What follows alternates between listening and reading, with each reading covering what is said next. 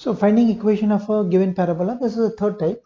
Make it a point that you see all the three series in the videos in the series, because the first one tabulates the different equations that you can use as the starting point to find the equation of a parabola in standard form. Now, the first type we saw, the vertex was given and one of the other points were given. So if the vertex is given, then it's better to use the vertex form. If the two x-intercepts are given and any other point is given, it's better to use the intercept form.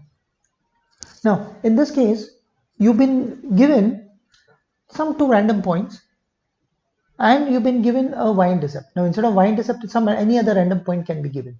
So, in fact, how do you find equation of a parabola passing through three random points? So that can be the question.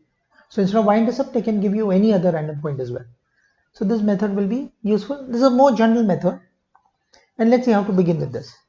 So we assume the standard form. So y is equal to ax square plus bx plus c, where the value of a, b, and c are to be determined using the points on the parabola.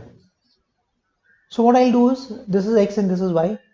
So I'll put my y as 8 when x is minus 4. So y is 8 when x is minus 4, y is 8 when x is minus 4 plus c. Simplified it, so minus 4 square is 16a minus 4b plus c is equal to 8. Similarly, I'll put the second point, I can put in 0, 4. So 4 is equal to a into 0 square plus b into 0 plus c, so c is equal to 4.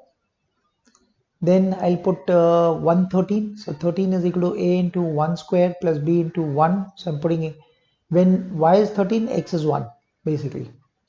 So that's my third equation. So instead of the y-intercept, if they give you any other point, you'll get three equations in a, b, and c. Now in this case, we have been lucky because they've given you the y-intercept becomes an easy equation.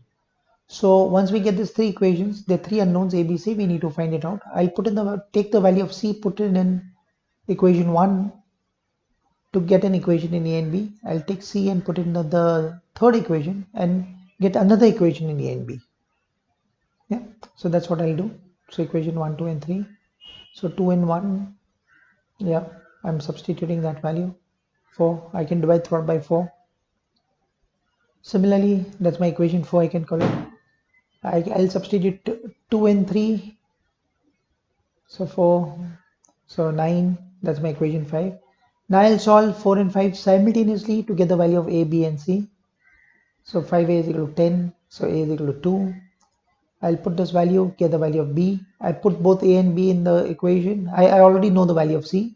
So therefore my equation would be, I'm putting my a, b, and c back in my assumption.